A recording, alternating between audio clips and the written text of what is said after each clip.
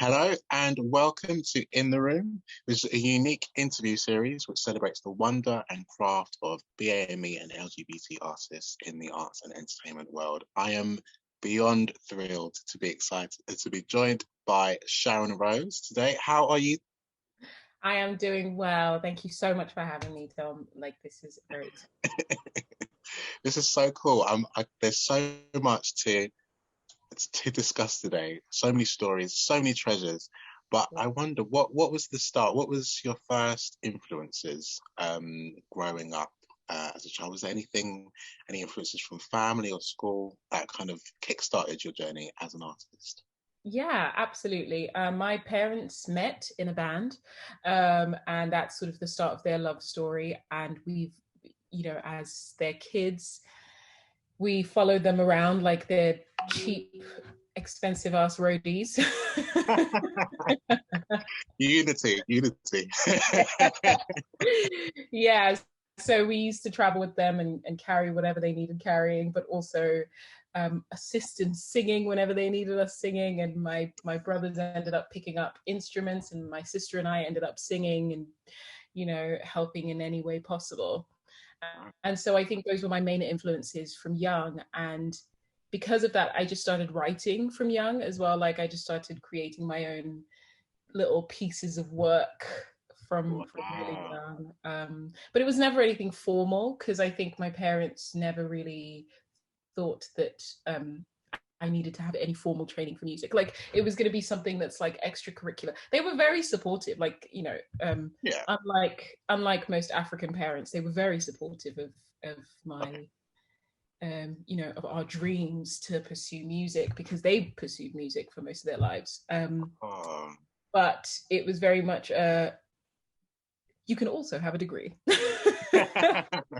Just as a backup. Yeah. What was your sort of fallback? What was the degree you chose to pursue? Okay, so initially I wanted to do law, and Okay. yeah, which would have been great, but I ended up not being able to complete my law because as an immigrant, I couldn't apply for student loans. Wow. So I had the type of visa where you couldn't receive any funds from the government, which was absolutely fine. But I only found this out halfway through my first term of law, and then I got kicked out of uni, and I was so heartbroken. And like ever since then, it's kind of like ruined the law for me because I'm so passionate about it, and I was like, no, I won't go back to that trauma again. No. So I actually completed my history degree instead. Hmm. And I said to myself, maybe one day I will go back to the law. But actually, my history degree has really helped me because I love to read and I love to research my history, my national background, and I'm writing loads of stories about my national background. So that's, I guess my history degree has been a fallback, but also an assist in my creativity. There we go. I love that. There was a little treasure there about your journey as an immigrant, how that impacted your career and journey. So we might tap into that in a bit, and I'm sure you probably know why. But I wonder what kind of then led you into doing gigging. Because I know you did lots of jobs. You were doing like waitressing and working doing kind of retail as well. I think there was a job in retail you had as well. Like, how was that journey? Like, was that quite important in terms of grounding you as an artist? Yeah, I think I I feel like I have done more jobs than flipping like anyone in the universe for my age. Like That's I cool. I basically, as soon as I was allowed to work, I went out to work. Like I Love think it. I was 14 or 15 and I was like, boom, okay, I'm gonna work at the local chip shop making like £3 an hour. I worked at chip shop, I worked at Domino's, I worked at call centers, multiple call centers. Like I did so many jobs, but I think it was mainly because everything came second to my art. Right. So there was never going to be anything where it would be like, oh, I'm gonna stick with this job. I'm gonna hold this job like a steady long-term job, because if Oh, there was ever a situation where they asked me to come in on a Saturday, I'd be like, oh, I'm sorry, I can't come in, I've got a gig. So then they'd yeah. be like, I have to let you go. I'd be like, bye. so so it was Yeah. very much like everything came second to my art, which was detrimental most of the time to Oh no. finances, but it's okay, we move. Yeah, I think it's paid off because you then, went on to have two incredible experiences on one of the biggest shows ever, X in well around the world, the X Factor. So how was that process being on a primetime show Saturday night, 2012, 2015, wonderful years. What was that like? It was super weird. I think for me, I kind of like told myself that was the only way that I could get some form of like traction with my music or with my art. And I was very determined to find a way in. Because I think from a very young age, I just thought all I need is a door. Like if a single Mm, door could open, then when I get through, I'd be able to like not push my agenda, but I'd be able to write the music that I want to write and yeah. tell the story I want to tell, and maybe even write in Shona or Ndebele, like in my language, and people would be comfortable with it because I just walked through that door. So I was like, sorry, Shona and Ndebele are languages from my country, Nice, nice, which nice, nice. I love singing and writing in. So Yeah. it was very much a like, it was very much a I just need to get through that door. But the Um, experience in itself wasn't the best. Like it was a oh, very okay. difficult, yeah, it was a very difficult experience. Especially when you are I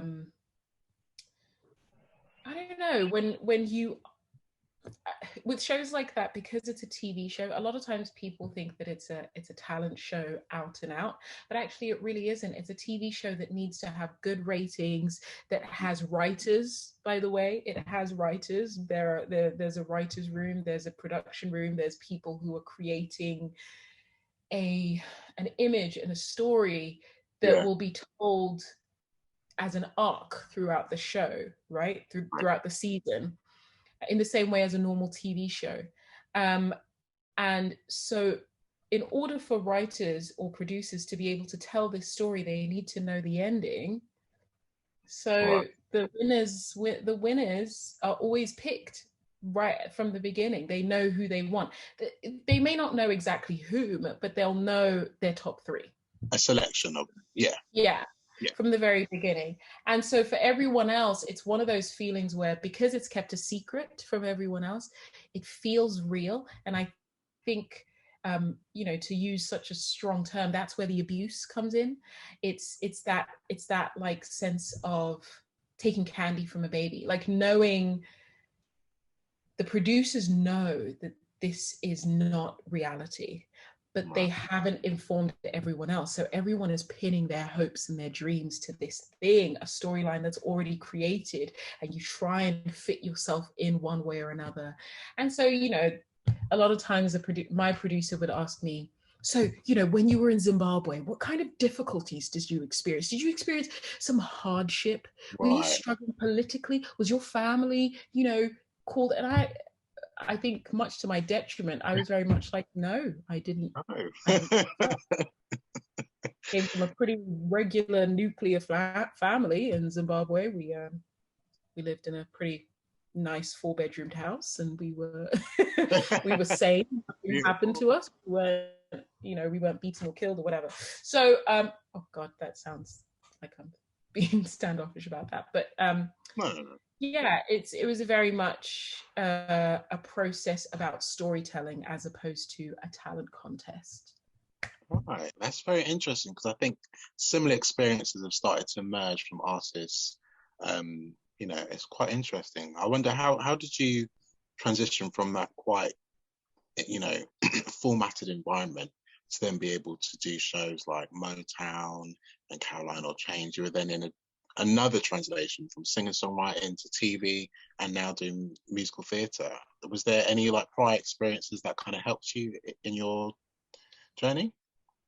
I think the main experience for me has been being pliable, right? And I think that's something most artists need to have anyway, because this industry is so up and down, and things change and things ebb and flow. And if 2020 and indeed 2021 has taught us anything, is that you've got to learn to roll with the punches. Right? And I think it was always just being pliable. And I think it's something that I learned from being an immigrant too. Like I had to walk into a room in year 5, playground, and speak to people whose language I understood English. I always spoke English. I never understood London English, and it was something that was very like, whoa, it was such a different experience for me. And I've noticed that for some reason I've craved experiences like that for the rest of my life. Like it's always been, I want to be in an environment that I'm uncertain of. I want to learn, I want to grow, get better, then I want to move on to the next environment that will like immerse me in like something I've never experienced before. So I think it's something that I've always been drawn to. That's such an incredible quality to have. And I think it's obviously great to see how your journey as an immigrant and adapting to different situations then led you on to Hamilton. I said it, the H word. Drop the bomb. Hamilton, like what was that experience? Because I know you started off as a standby covering all 3 Schuyler sisters in the original cast as well in that first year. What was that experience like? Was it quite a tough environment to kind of adapt to? I think it was yeah, it was tough. Because I think a lot of times I like to like downplay things to make myself feel better, but I'm realizing over the quarantine period to stop. Just say your feelings, speak your truth. Let it out. We're in the room. I know. It was a very difficult experience mentally and physically, but I think it was a very rewarding experience emotionally. Like it was exactly what I needed. Again, like I said before, about what I'm drawn to. I'm drawn to being like just dropped in the middle of something and just figuring it out, which is a quote from Tina Fey, which I love, which is say yes and figure it out later. One of those things. I'm so drawn to that. But physically it was grueling, and I was the only person rehearsing because I'd been asked to join halfway through the original contract of Hamilton, because the wonderful actress that I was replacing was going on to like bigger, better things in Sweden, which was incredible. Marsha Tonkom, I don't know if you know her, but she's phenomenal. And so it was like I was rehearsing on my own with the wonderful musical directors and the wonderful resident choreographers, and like everyone was helping me. But in my mind, I was like, I understand the rehearsal room, but being in the actual room, in that room where it happened, was like a whole different experience, because the level of like work, the level of camaraderie, the level of it was just so much more than I'd ever experienced before. I think it was because it was such a unique show, and it was a unique experience, and it was beautiful. And that's not to say that every other team I'd worked with wasn't great. I've worked with some of the most incredible people like throughout my career, and I'm so grateful to have worked with each and every single one of them. But I think all of that hard work helped me culminate to got me to where I needed to be at for Hamilton. Oh boy, those 3 sisters, let me tell you. Standby is not an easy role, and I think you smashed it out of the park. I remember just, satisfied in hearing your version of Burn, different things. It was so cool. Like, and I think I remember being on Twitter, and a wonderful picture came up with you, Olivier, a nominee, Rachel John, and Olivier winner Miriam Teak Lee together as the 3 sisters. I thought it was so beautiful. I think it was the first time there were 3 Black women playing the 3 Schuyler sisters, Was that a key moment in a time for you, or were there any other moments that kind of stand out for you? I think that was definitely a key moment. I think it was beautiful because I think it was one of those shows Yeah. that a friend, or I think it was one of our fellow cast members, had brought their child to watch the show, and the little boy had said, "Oh, Daddy, it's really nice to see a princess that looks like me," or he'd said something like, "Daddy, that princess looks like," or something like, you know, So those princesses are beautiful. And I think that's what stuck with me. Like, more than the performance, more than being on stage, it was the fact that, first of all, he saw us as princesses. Like, that's a huge thing. And yeah, second of all, to see a princess that looks like him, that's similar to him, that has similar reactions and emotions and isms to him. yeah, I think yeah. that's a thing that people seldom speak about, and I think it's important for us to understand that there is beauty in connection, and that's what the theatre does. It connects people at like a molecular level. And I think when I was watching The Sound of Music, I connected to it in a magical way, but it wasn't the same connection that I had to Brandy's Rodgers and Hammerstein's Cinderella. Let's not go there.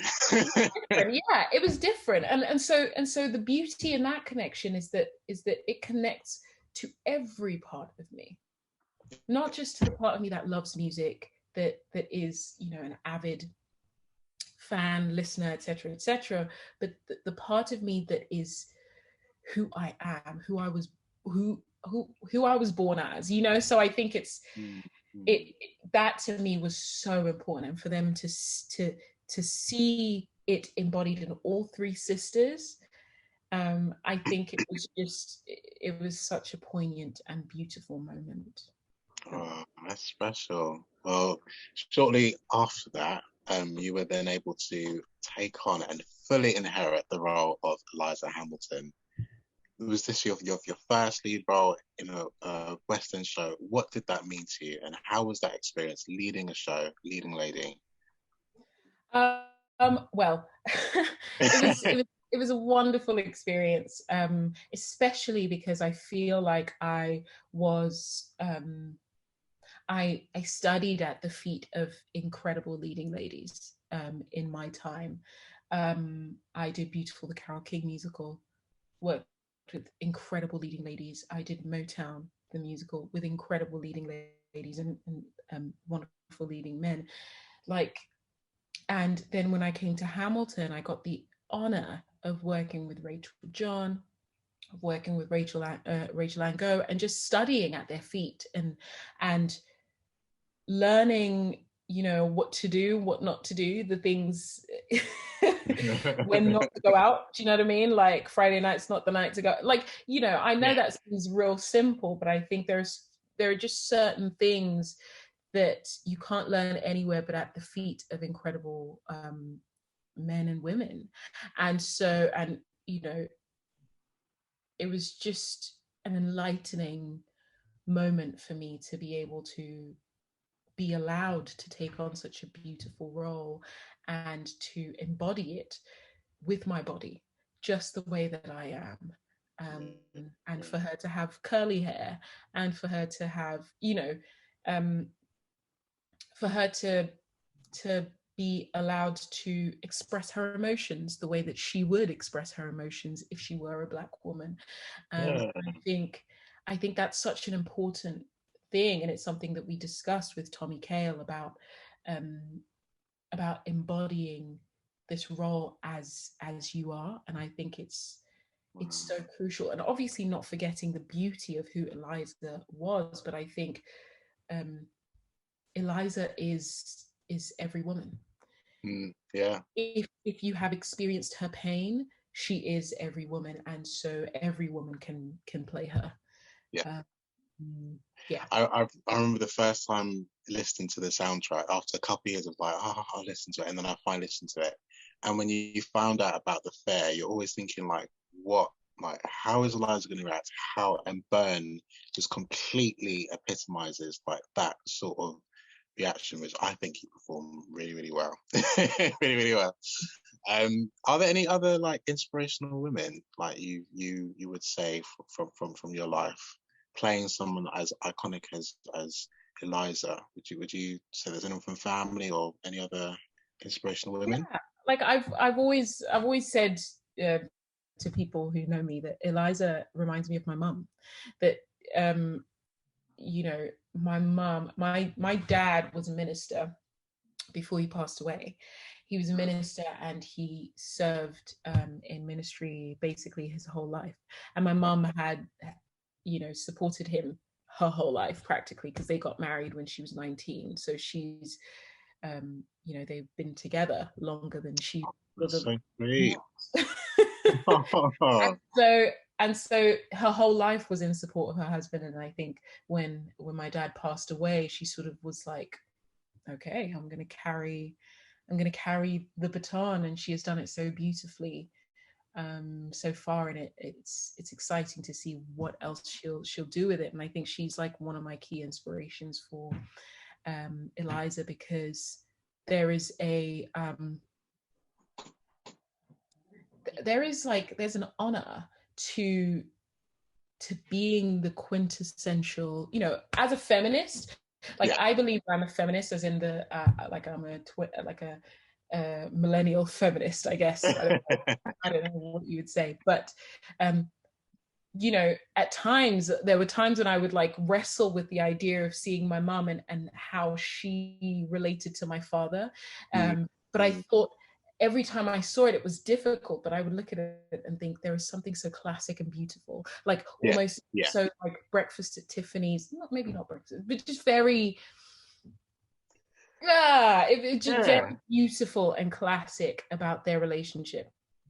And so that honor that she had for her husband, and I think that honor that she had for the relationship and what that relationship meant, not just for themselves but for their children and for society as a whole, taking on that burden, I think is something especially women of that generation and Yeah. generations before take as a huge responsibility.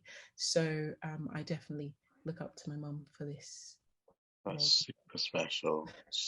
That's so sweet. I'm so sorry to hear about the passing, but it's incredible to see that there's a wonderful legacy Thank that's you. been passed. I think with those kind of like gender politics, and I think that's been a conversation that's so valid. And I think seeing something like Black Panther, where you see women have incredible roles of where they have a force, they have a voice, but there's still that balance. I think that's really interesting as well. I think Yeah. it's been cool to see your, start your own legacy. I know you've got a wonderful organization called Be Major. Yeah. Is that Yeah. right? Can you Yeah, tell that's us correct. about Yeah. how you've responded to this difficult time in lockdown and how you have bounced back with Be Major? Yeah. I mean, I think the lockdown was like a huge blow to people in this industry, much more than people outside of this industry will ever understand, really. Yeah. I find it very interesting when I have conversations with people who are muggles, for instance, who are very much like, so, how is what is that? Oh gosh, furlough. How's the furlough treating you? How's the furlough life treating you? And I'm like, I don't know what that is. Yeah. There Doesn't is no apply. such there is no such thing. We are literally surviving, living on a prayer. That's what we're doing. Yeah. Um, and so my friend and I, my friend Emma, who we've been friends for a very long time, and is now my business partner. We just decided, look, a lot of our friends are struggling right now. What can we do to help? And I think we decided to, well, not I think, we definitely decided to put together an e-learning academy called Be Major, which basically just gives opportunities to young people who we know the West End attracts people from all around the world, right? And Totally. so it's a huge pull in London for tourism. And I just thought to myself, there are so many young people from all over the world who aren't going to get to fly over to the UK to see their favorite stars. And I thought, why not just have either one-to-one sessions with your favorite stars, or have like a 45-minute learning session. You don't have to learn anything. You can just sit there and ask some questions. If you want to do a Oh, learning session, then you can have a learning session. I think. okay. And so, it's just been wonderful to have students from Switzerland, from Qatar, from just like so many different parts of the world working with us and being a part of the sessions. And recently we've just signed, we've started working with an independent school here in the UK as well, in Surrey. So it's just wonderful to be able to see lots of young people just getting to meet face to face with these stars who are sat at home, well, not sat at home, do you know what I mean, like who are currently not able to do the thing that they love to do. So I wish I was 7 to 18 or a bit younger. But I would, yeah. I would love the opportunity to go back in time and take part in B Major. So how can people, sign up and log in? Where can they go and find out about B Major? Yeah, it's super simple. You can either find us on Instagram, Twitter, or Facebook at B Major Academy, or they can go on our website, which is www.b-major.com. And I think, it's just a wonderful place. All of our teachers or workshop leaders have DBS checks, so everything is super safe. And this platform that we've created is actually kind of similar to Zoom, but rather than it being a boardroom, it's more of a classroom. So we've actually created a brand new software, and the classroom is a lot more safe, we believe, for students to be able to congregate. It only allows for students to chat to the teacher. So students can't chat between each other in the chat boxes. And also it allows other students to only see 5 other students in a class of like 40 or 50 or 100 or whatever. You can only see 5 other students, and those are the students that are selected by the teacher. And so, but the teacher gets to see all the students and make sure the room is safe, etc. So we're just trying to keep the software up, like keep safe on the software side of things. So I don't remember at the start of the lockdown, there was a lot of like house party and all these, like, it's tragic. Young people getting on lots of different softwares and stuff, and noticing that their safety wasn't being looked after. So that was something that was really important to us. Very important. You're starting a revolution, Sharon. Love it. Slowly but surely, I tell you. Slowly but surely. Step by step. And I know that B Major wasn't the only thing you've done. Obviously, we had a chance to work together in August, which is fab. So hopefully more comes from that. But also, I was just watching Netflix the other day, and my brother was like, watch this show called a Jingle Jangle. There's this girl called Sharon Rose, and I was like, what? Sharon Rose? Netflix show, musical? Please enlighten us. How did that come about, Sharon? Well, it was such an interesting, it was an interesting thing. Like, I was at Hamilton, and a lot of the people around were like auditioning for this thing. And I was like, peeking over going, what's everyone, what's going on?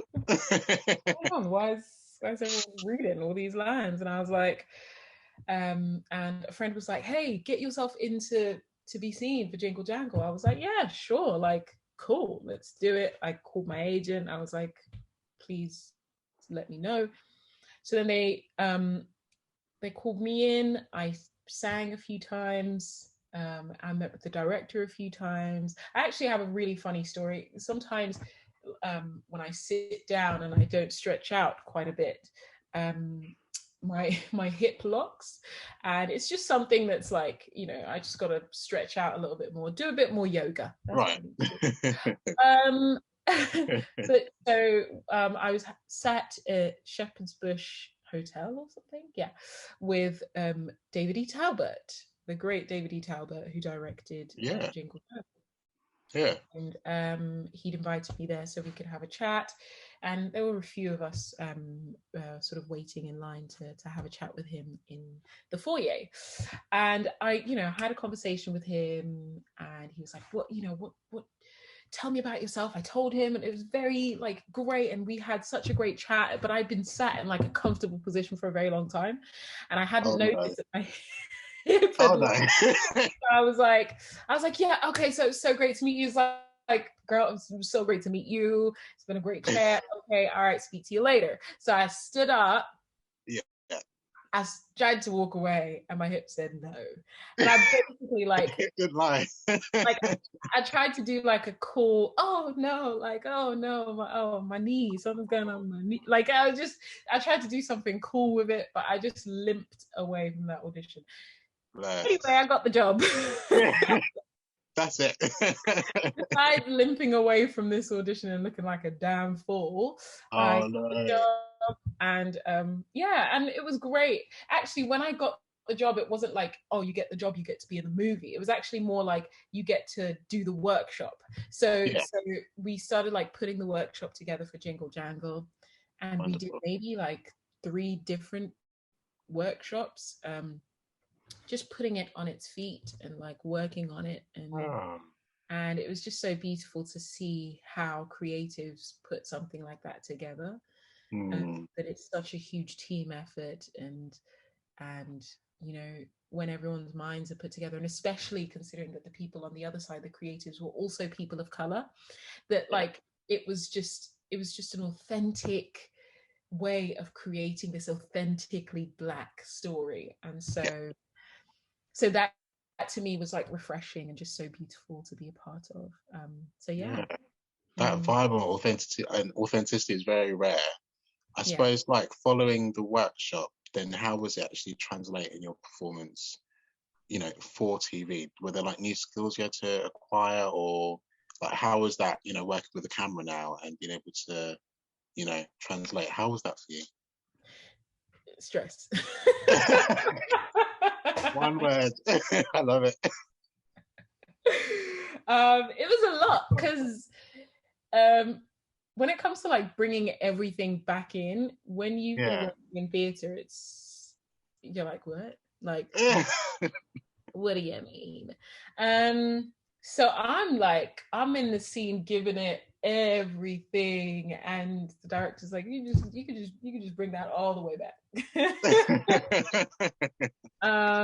So yeah, it was just really like learning the basics of like being more understated and knowing where your light is, like just those basic things, and also figuring out that rehearsing a scene in TV, well, from my experience anyway, from the one experience I did have, rehearsing a scene for TV is hella different from rehearsing a scene for a play, because rehearsing a scene for a play, you all can be doing that for a week, right? You can be working the scene and like chopping and changing, figuring it out, but it's like with TV, we'd get the script at like 4 a.m. in the morning. You'd be reading it, or you know, when you get to your trailer, you get script for the day.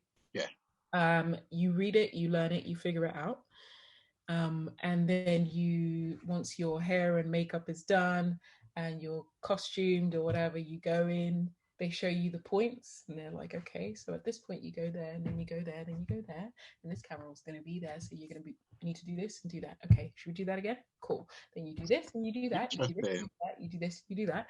And yeah, should we try it? Great. And then you have about a half an hour for them to like change cameras, to prepare the room, prepare the scene. The continuity people are like putting everything in its place, and then you come back and you do the scene that you've just rehearsed like 2 seconds ago. So for me, it was like a real test of like just making sure your brain is working like a lot, because a lot of times like I felt like getting myself into a character would take time, and I'm like, oh yes, I'm working, but actually what I needed to do was to be in character from when I was in the dressing room. Do you see what I mean? In my trailer. I see. So yeah, it was just a lot of stuff that I needed to learn, but I'm grateful to have learned it, and I've actually been bitten by the bug, so hopefully some other things will come of it. Oh, I very much hope so. And I believe that. I believe that for you, Sharon. It's been so wonderful having this chat and going through your journey in the room. I suppose what do you think the future holds? Do you hope like for more musicals? Are there like particular roles you have in mind for future, or particular shows you would like to take part in, or Just like for me, I just want to be able to tell stories. I know that sounds really wanky. yeah, artist 101. It's fine. But yeah, I just want to be able to tell stories, and I love it. I want to be able to tell good stories, and whether I'm writing one or in one or supporting one from as the left tree on the right side, that's what I want to do. Like if it's a good story, I want to be there one way Yeah, or another, and that's all. that's wonderful. And I know this time of lockdown, a lot of singers songwriters have been writing. Have you got any releases coming up or music to expect? Well, yeah, I mean, I'm writing a few songs at Okay. the minute, and my producers and I are working on a few things. So I am very excited to hopefully release a few things as the year goes on. That much. Okay, watch this space. Watch this space. Well, let's do our quick game of opposites. I don't know if you're ready. Yeah, I let's give it a go, shall we? don't know if I can find it. Oh, there we go. There we go. Okay. So, Phantom versus Les Mis. Phantom. Oh, Scone versus Scone. Scone. McDonald's versus Burger King. Burger King. I'm on that as well. Cream then jam or jam then cream? Cream and jam. Cream and jam. Neither. Yeah. Okay. The voice. Strictly or X Factor? Strictly. Weber or Sondheim? Oh, Sondheim. Ooh. Costa Creams or Bourbons? Bourbons. Chocolate, baby. Chocolate. Oh, okay. Let's not go to pasta or pizza? Pizza. Cool. Swimming or diving? Swimming. Shakespeare or Dickens? Dickens. Okay. And then Hamilton or Six? Ooh. So. Ooh, no, you're trying to catch me out on here. Ooh, I don't know. I'm caught in between. I'll tell you why. Let me say both, yeah, because I'm caught in between because the Six, I love some Six for real, and our resident choreographer is on Six too at Hamilton, and she is banging. So I can't choose. Can't choose. That's fine. They are both incredible pieces, and it has been wonderful. Where can people find out more about you, Sharon? Amazing. People can find me on Instagram and Twitter at Sharon Rose Live, and also on Facebook at Sharon Rose Live. Or if you want to listen to my music, you can go on youtube.com/Sharon Rose Music. Good. We got it all in. Well, thank you again for joining us. Wonderful conversation. And thank you guys for taking part in the room. We look forward to sharing more interviews and conversations with you very soon. Lovely.